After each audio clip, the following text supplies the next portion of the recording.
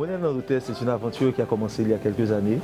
Comme vous devez le savoir, ma famille est impliquée dans la production de riz depuis des années.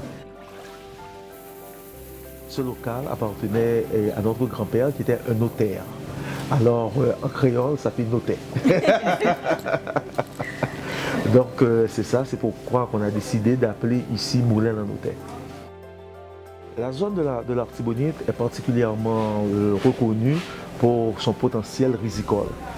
Et comme nous voulions également moderniser les rizières, donc il n'y avait pas de meilleur endroit, on ne pouvait pas faire une rizière à Port-au-Prince.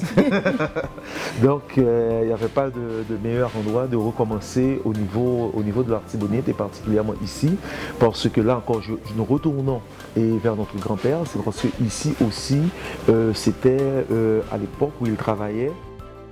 C'est là où il réunissait toutes les récoltes.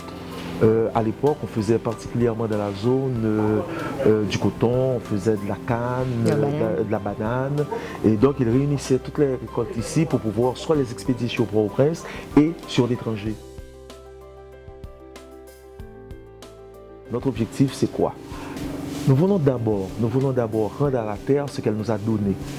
Nous voulons confirmer et affirmer que l'avenir d'Haïti passe par l'agriculture. Nous sommes en train d'accomplir un rêve, de rendre quelque chose de merveilleux possible, qui ne reste pas seulement dans notre imagination, mais qu'on arrive à concrètement dire qu'Haïti, on peut produire un riz de bonne qualité, on peut produire quelque chose dont on puisse être fier au niveau de la production locale et de la production nationale.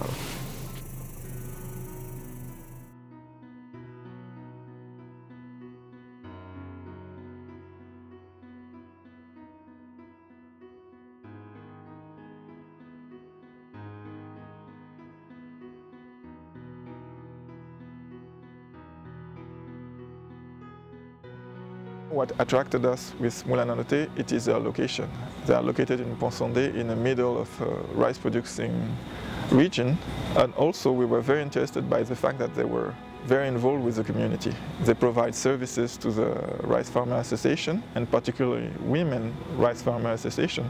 They commercialize the rice and they also sell it under a trade name to the different markets, mainly in the metropolitan region. So by interacting with them, we were influencing the whole value chain. C'est risqué. L'agriculture, c'est pas facile ici. La production locale n'est pas facile. Mais il faut qu'on y travaille. Et on n'a pas le choix. Si par contre nous faisons du riz étuvé, le riz jaune, ce qu'on appelle le parboiled rice, il faut le laisser dans des bassins pendant 5 à 8 jours, dépendamment de la qualité du riz. Ensuite, sur les drums pour l'étuver. Et encore, on revient au séchage avant d'aller au moulin. Donc, c'est-à-dire le processus dure à peu près une douzaine de jours quand on a fini de couper le riz pour qu'il soit prêt à la consommation.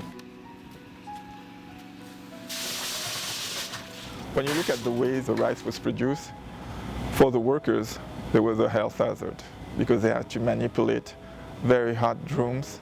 They were using wood as a fuel, so they were always adding woods, withdrawing woods in order to have the right cooking that they wanted. There was a lot of hazard. It was also hazardous for the consumer, and there was absolutely no control, there was absolutely no procedure.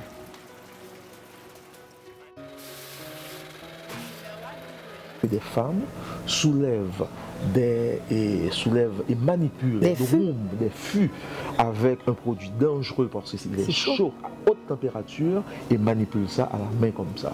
Ça a été la première fois que j'ai vu ça, je me suis dit mais c'est pas possible. Je me suis dit mais Charles, la première chose, tu dois résoudre ce problème parce que c'est pas normal que ça se passe toujours de cette façon-là. Et c'est un processus qui est difficile, qui est ardu et où elles perdent aussi énormément sur le revenu.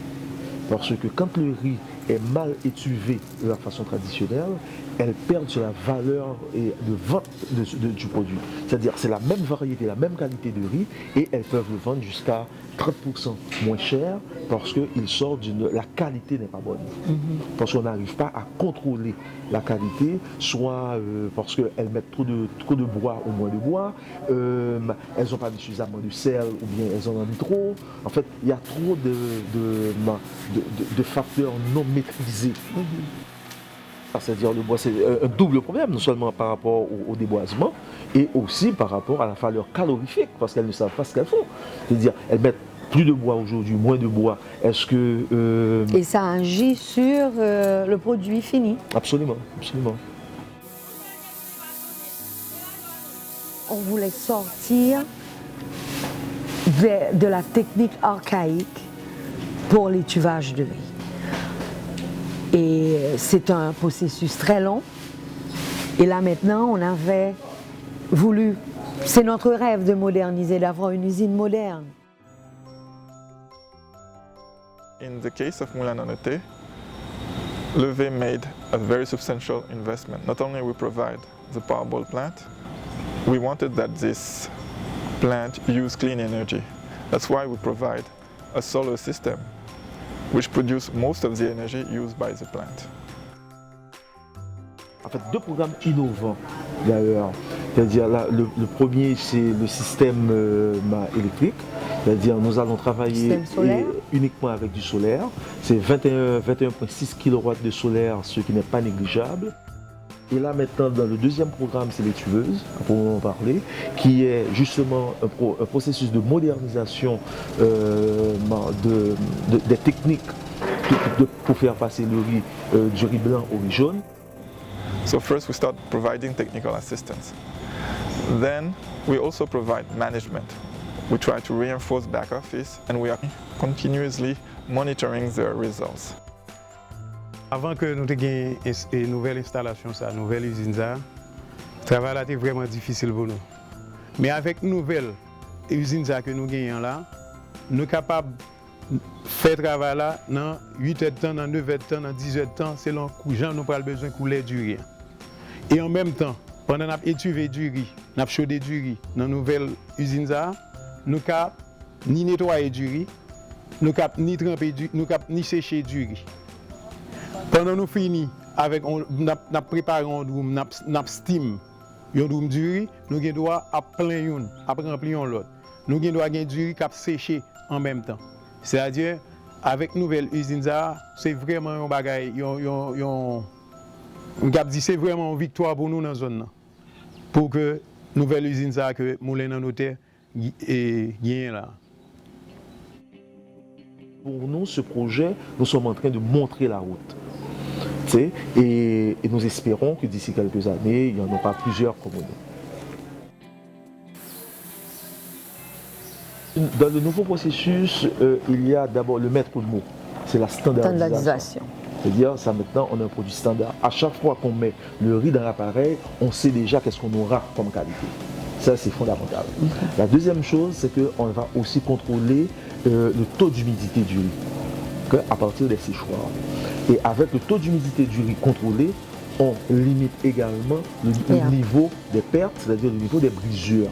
Parce qu'actuellement, dans la technique que nous faisons maintenant, on a autour de 35% de brisures. Et on va ramener ça autour de 12 à 10% de brisures. Or, donc ça fait une différence énorme en termes de la rentabilité du produit.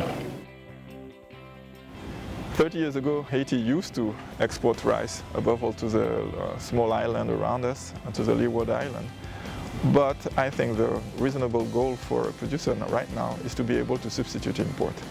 And it is our understanding also that this is one of the goals of the Haitian government. We are producing only 20% of the rice that we consume. So if we can substitute import with local rice, you will save the country nearly 300 million per year.